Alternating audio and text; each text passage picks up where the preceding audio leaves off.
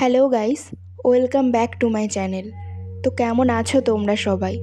আজকে আমি চলে এসেছি হইচইয়ে রিলিজড নতুন ওয়েব সিরিজ বোধন সিজন 2 এর এক্সপ্লেনেশন ভিডিও নিয়ে। তো দেরি না করে টপিকে চলে যাই।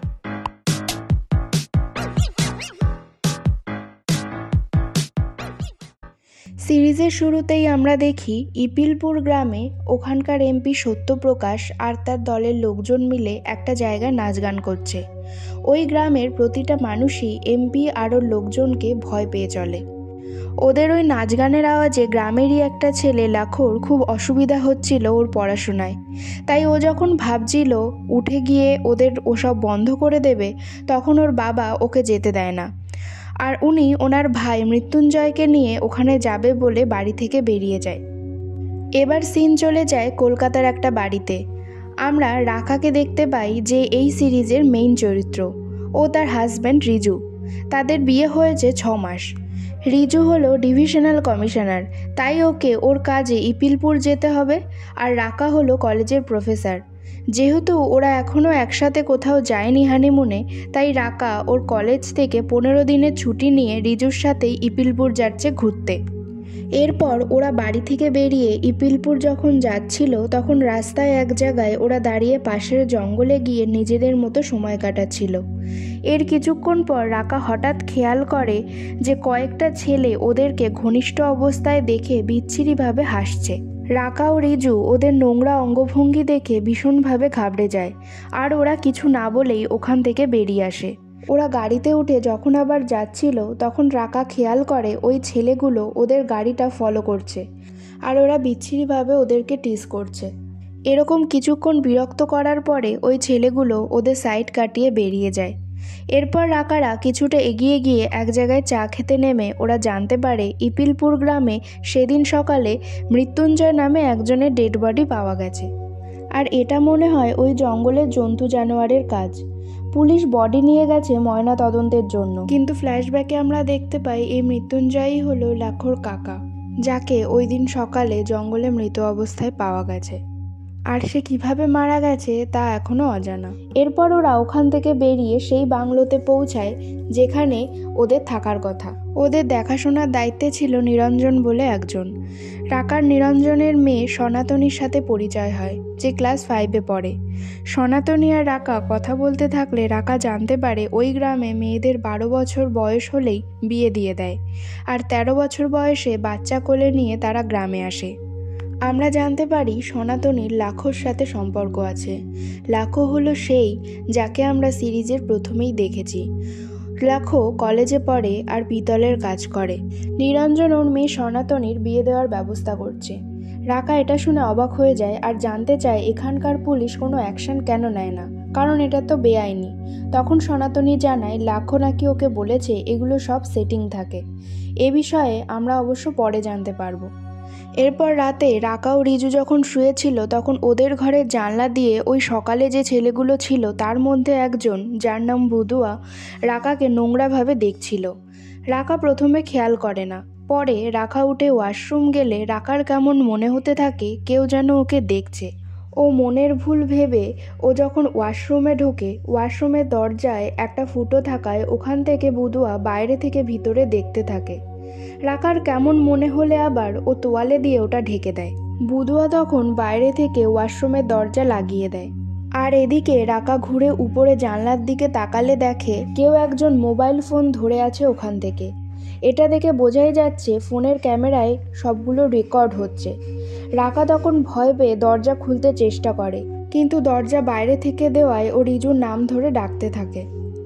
এর পরের এপিসোডে আমরা দেখতে পাই সত্যপ্রকাশের ছেলে সুখেন একটা তান্ত্রিককে টাকা দিচ্ছে ঝিলিক মাস্টারনিকে ডাইনি বলে দাগিয়ে দেওয়ার জন্য। কারণ ঝিলিক মাস্টারনি গ্রামের প্রতিটা মেয়ের বাড়িতে গিয়ে গিয়ে এটা বোঝাচ্ছে যে মেয়েদের 18 বছরের আগে বিয়েতে কেউ যেন রাজি না হয়। এদিকে সুখেনের ব্যবসা ওটাই যে গ্রামের মেয়েদের ওর চেনা লোকেদের সাথে বিয়ে দিয়ে তারপর শহরে পাচার করে দেওয়া, আর ঝিলিক সুখেনের ব্যবসায় ক্ষতি করছে। আমাদের দেখানো হয় ওই তান্ত্রিক ঝিলিককে ডাইনি বললে গ্রামের লোকেরা সত্যি ডাইনি ভেবে ওকে জ্বালিয়ে দিয়েছিল। এর পরের সিনে আমরা দেখি পরদিন সকালে পুলিশ এসে ওয়াশরুমের জানলা দিয়ে কিভাবে মোবাইল ধরেছিল গতকাল রাতে সেটা চেক করছে। কিন্তু এখানে পুলিশের কথা শুনে বোঝাই যায় পুলিশ এটা প্রমাণ করতে চাইছে যে রাকা ভুল দেখেছে। এর মানে পুলিশ ব্যাপারটা বুঝেও চেপে যেতে চাইছে। ওদের কথা চলাকালীন সেখানে আসে সত্যপ্রকাশ চৌধুরী স্বয়ং। ওর ছেলে ওর দলের ছেলেদেরও সাথে আনে, যারা আগের দিন রাকাদের সাথে অসভ্যতামি করেছে। সত্যপ্রকাশ ওদেরকে দিয়ে রাকার কাছে ক্ষমা চাওয়ায়। সত্যপ্রকাশ বলে ওরা বুঝতে পারেনি রিজু এখানকার ডিভিশনাল কমিশনার, তাই জন্য উনি ওদেরকে নিয়ে এসেছে। রাকা তখন রেগে গিয়ে ওনাকে বলে, তাহলে আপনি রিজু ডিভিশনাল কমিশনার বলেই ক্ষমা চাইতে এসেছেন, নয়তো সাধারণ মানুষ হলে আসতেন না, তাই তো? এটা শুনে সত্যপ্রকাশ একটু চুপ হয়ে যায়। এরপর ওরা সবাই চলে গেলে রিজু রাকাকে বলে এই কথাটা রাকা না বললেও পারত। এই লোকগুলো খুবই পাওয়ারফুল, এই পুরো এরিয়াটাকে ওরাই কন্ট্রোল করে, কিন্তু রাকা এসবে ভয় পায় না।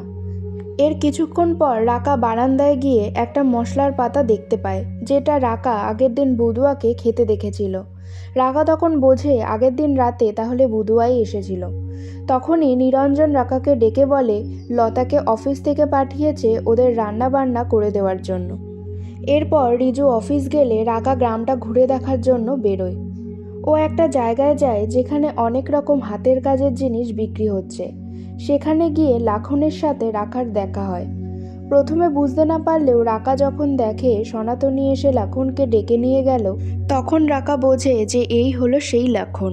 কিন্তু রাকা আর ওদের সামনে যায় না। এরপর সনাতনী ও লাখন জঙ্গলের মধ্যে যেতে যেতে কথা বলছিল যে সনাতনীর বাবা ওর জন্য বিয়ের কথা বলছে, আর ওর বাবা কদিন ধরে সুখেনের সাথে বেশি কথা বলছে। তখন লাখন বলে ওরা যখন কথা বলবে তখন ওদের কথা যেন সনাতনী দূর থেকে শোনে আর ওকে এসে বলে। এরপর সনাতনী চলে যাওয়ার পর লাখন দেখে ওকে অনেকগুলো ছেলে তাড়া করছে কাস্তে নিয়ে। ও দৌড়াতে থাকে আর ওরাও পিছন পিছন ছুটতে থাকে। অন্যদিকে রাকা ওই গ্রাম থেকে বেরিয়ে একটা জায়গায় গিয়ে রাস্তা হারিয়ে ফেলে। ওর ফোনে নেটওয়ার্ক ছিল না, তাই ও ম্যাপ দেখতেও পারছিল না। ও যখন গাড়ি নিয়ে বেরিয়ে যাচ্ছিল তখন ওখানে লাখন আসে দৌড়াতে দৌড়াতে। রাকা তখন দেখে অনেকগুলো ছেলে লাখনকে তাড়া করছে। ও লাখনকে ওভাবে দেখে গাড়িতে তুলে নেয়। রাকা যখন লাখনকে নিয়ে রাস্তা দিয়ে যাচ্ছিল তখন সুখেন ওর গাড়ি নিয়ে ওদের পিছনে তাড়া করে। সুখেন বারবার রাকাকে বলছিল লাখনকে গাড়ি থেকে নামিয়ে দিতে। রাকারা তখন কোনোভাবে পুলিশ স্টেশনে গিয়ে সুখেনের নামে রিপোর্ট করাতে যায়, কিন্তু পুলিশরা তো সুখেনের কেনা গোলাম, ওরা ওদের এগেইনস্টে কোনো অ্যাকশানই নেয় না। সুখেন এসে লাখনের গলা চেপে ধরলেও পুলিশ কিছুই করে না।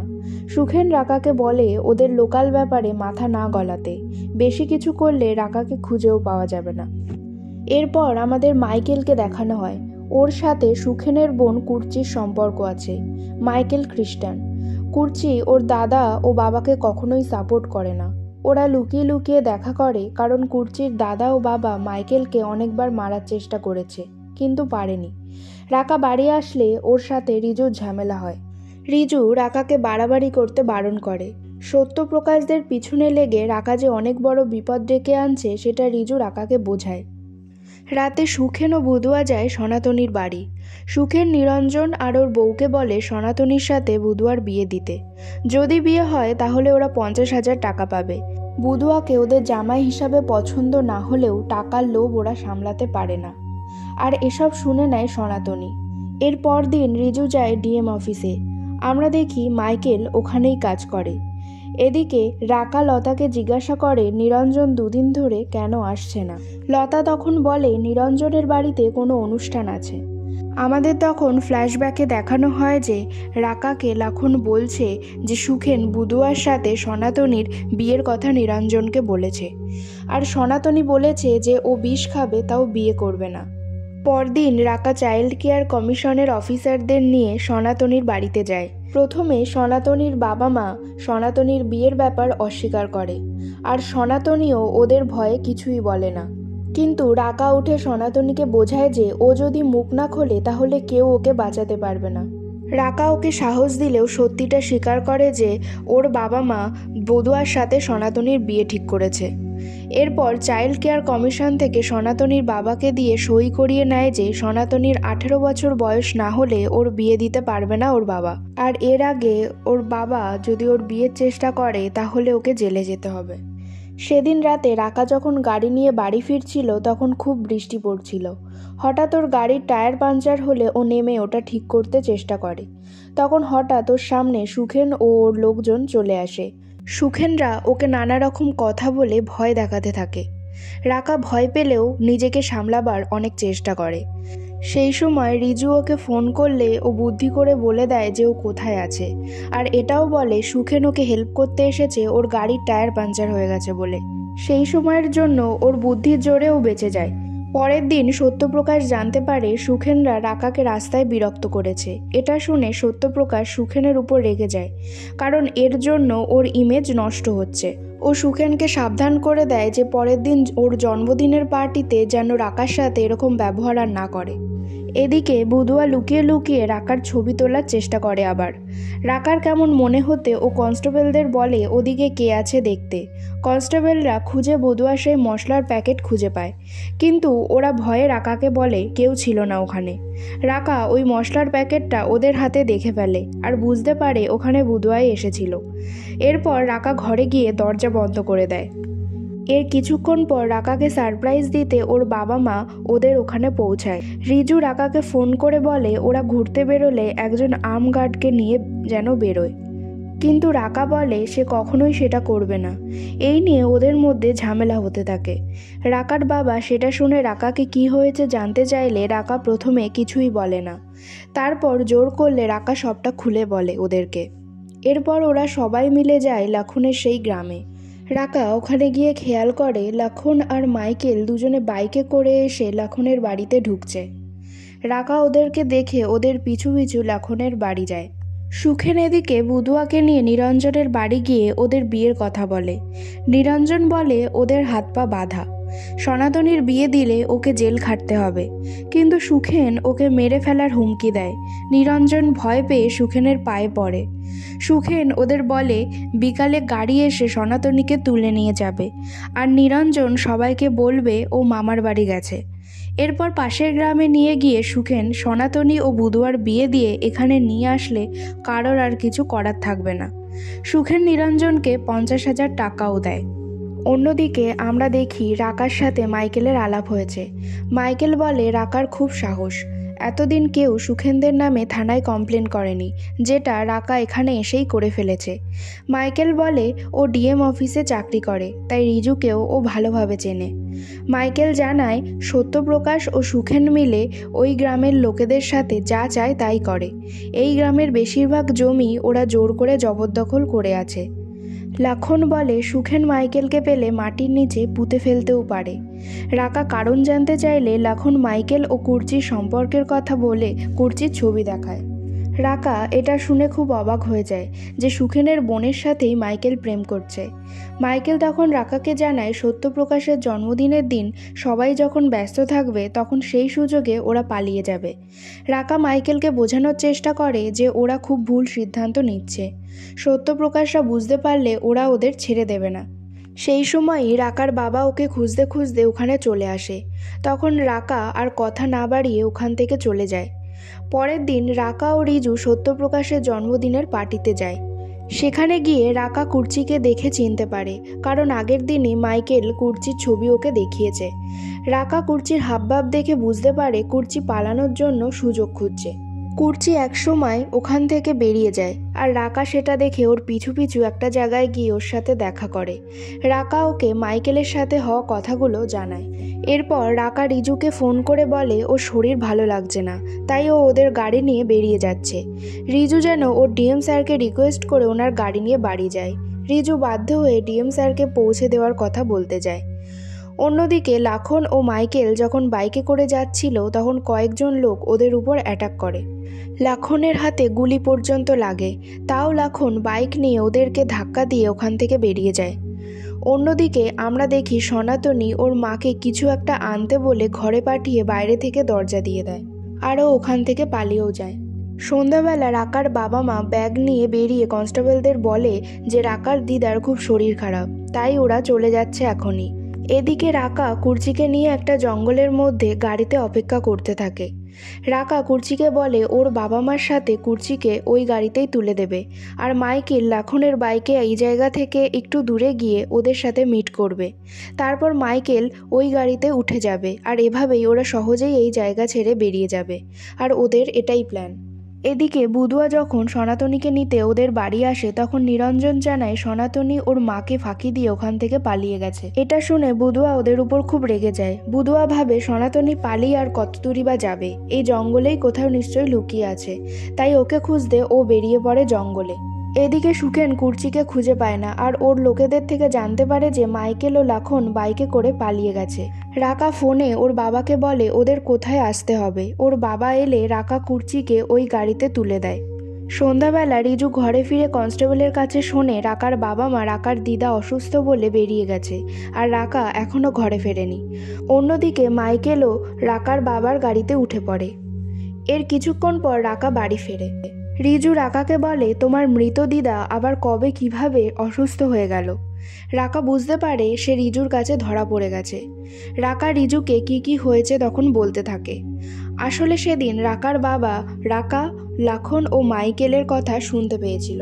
তারপর রাকার বাবা রাকার কাছে সবটা শুনে তিনি কুর্চি ও মাইকেলের ওভাবে পালানোর প্ল্যানটা দেন। রিজু তখন রাকাদের এই প্ল্যান শুনে রেগে বলে এই প্ল্যানটায় কতটা রিস্ক ছিল তুমি জানো। রাকা তখন রিজুকে বলে মাইকেলকে সত্যপ্রকাশরা যখন তখন মেরে দিতে পারত, ওদের পক্ষে তো কেউ নেই, এমনকি এদের পাশে এখানকার পুলিশও এসে দাঁড়াবে না। সনাতনীর এই বয়সে বিয়ে হয়ে যাচ্ছিল, এসব জেনেও রাকা চুপ করে থাকবে ওদের ভয়ে? এরকম মেয়ে ও নয়। সেই সময় রাকার বাবা ফোন করে জানায় ওরা সেফলি ইপিলপুর ছেড়ে অনেকটা দূরে চলে এসেছে। রাকা এটা শুনে নিশ্চিন্ত হয়। অন্যদিকে সনাতনীকে খুঁজতে খুঁজতে বুধুয়া ওকে খুঁজে পেয়ে যায়। সনাতনী বুধুয়ার চোখে মাটি ছুঁড়ে আর পাথর দিয়ে ওকে মেরে ওখান থেকে পালিয়ে যায়। মাঝরাতে রাকা আওয়াজ পেয়ে বারান্দায় এসে দেখে কেউ ওদের বাংলোয় ঢুকে পড়েছে। সেটা আমাদের তখন দেখানো হয় না যে সে কে। এর পরের সিনে রাকার বাবা রাকাকে জানায় কুর্চি ও মাইকেলের বিয়ে হয়ে গেছে। অন্যদিকে সুখেন সত্যপ্রকাশকে জানায় ওর সন্দেহ এসব কাজ রাকাই করিয়েছে, কারণ আগের দিন রাকা ওই পার্টি থেকে তাড়াতাড়ি বেরিয়ে যায়। সত্যপ্রকাশ সুখেনকে আর বাধা না দিয়ে বলে ওর যা ইচ্ছা তাই করতে। সুখেন ওর পোষা তান্ত্রিককে আবার টাকা দিয়ে বলে এবার রাকাকে ডাইনি বলে প্রচার করতে। ওই তান্ত্রিক ওর কথা মতো গ্রামের লোকেদের কাছে রাকাকে ডাইনি বলে দাগিয়ে দেয়, আর সহজ সরল গ্রামের মানুষরা ওর কথা বিশ্বাসও করে নেয়। এদিকে লতা রাকাকে বলে সনাতনীকে খুঁজে পাওয়া যাচ্ছে না, ওকে হয়তো পাচার করে দিয়েছে। সনাতনীর কথা শুনে রাকার মুখে অস্বস্তি ফুটে ওঠে। লতা তখন বলে এই মেয়েগুলোকে বাঁচানোর চক্করে ওর বোন ঝিলিককে মরতে হয়েছে। অর্থাৎ সিরিজের প্রথমে যে ঝিলিক মাস্টারনিকে গায়ের লোক আগুন লাগিয়ে দিয়েছিল সেই হলো লতার বোন। সুখেনদের কাজে যে ব্যাঘাত ঘটায় তার সাথে ও ওটাই করে, ওই তান্ত্রিককে টাকা খাইয়ে। লতার এখন ভয় হচ্ছে ওই একই কাজ রাকার সাথেও না করে সুখেন। ওরা যখন কথা বলছিল তখনই গ্রামের লোকেরা ও বুধুয়া ওদের বাংলো ঘেরাও করে। ওরা সবাই বলতে থাকে যে রাকার কাছে সনাতনী আছে। রাকা অস্বীকার করলেও ওরা গিয়ে বাংলোর দরজা ভাঙার চেষ্টা করে। রাকা রিজুকে সবটা জানায় তখন ফোন করে। রাকা ও লতা ভারী ফার্নিচার দিয়ে দরজা আটকে রাখার চেষ্টা করে, কিন্তু শেষমেশ গ্রামের লোকেরা সেই দরজা ভেঙে ভেতরে ঢোকে। সেখানে সুখেনও আসে। রাকা তখন ওখানে পড়ে থাকা একটা কাচের টুকরো তুলে সুখেনকে আটকাবার চেষ্টা করে, কিন্তু ও সুখেনের গায়ের জোরের সাথে পারে না। সুখেন রাকাকে ধরে বাইরে নিয়ে আসে আর বলে ও একাই রাকাকে শেষ করবে। তখন রাকা উঠে ওই কাচের টুকরো দিয়ে সুখেনকে বারবার আঘাত করে। তখন সুখেন কোনো রকমে রাকার হাত থেকে নিজেকে বাঁচিয়ে বলে যে এই ডাইনির উপর বড় শক্তি ভর করেছে, তোমরা সবাই মিলে ওকে মারো। আর তখনই পেছন থেকে সুখেনের মাথায় বাড়ি মারে সনাতনী। সনাতনী ওভাবে বাইরে বেরিয়ে এসেছে বলে রাকা তখন ওকে প্রোটেক্ট করার চেষ্টা করে। তখন সুখেন গ্রামের লোকেদের বলে যে তার কথাই সত্যি হলো, রাকাই সনাতনীকে লুকিয়ে রেখেছিল এই বাংলোতে, আর রাকাই যে ডাইনি সেটা আবার প্রমাণ হলো। সনাতনী তখন সবাইকে জানায় যে কাল রাতে ওর সাথে কি হয়েছিল। ও বুধুয়ার হাত থেকে নিজেকে ছাড়িয়ে আবার এই বাংলোতেই এসেছিল, কারণ ও জানতো বাঁচাতে পারলে রাকাই একমাত্র ওকে বাঁচাতে পারবে। রাকা তাই কাউকে না জানিয়ে ওকে এক জায়গায় লুকিয়ে রেখেছিল, আজকে যদি সব ঠিক থাকতো তবে রাকা ওকে ডিস্ট্রিক্ট পুলিশের হেডকোয়ার্টারে নিয়ে যেত। সবাই যখন সনাতনীর কথা শুনতে ব্যস্ত তখন সুখেন রাকার হাতে থাকা কাচের টুকরোটা দিয়ে রাকার হাতটায় চেপে ধরে। তাতে রাকার হাত থেকে গলগল করে রক্ত বেরোতে থাকে।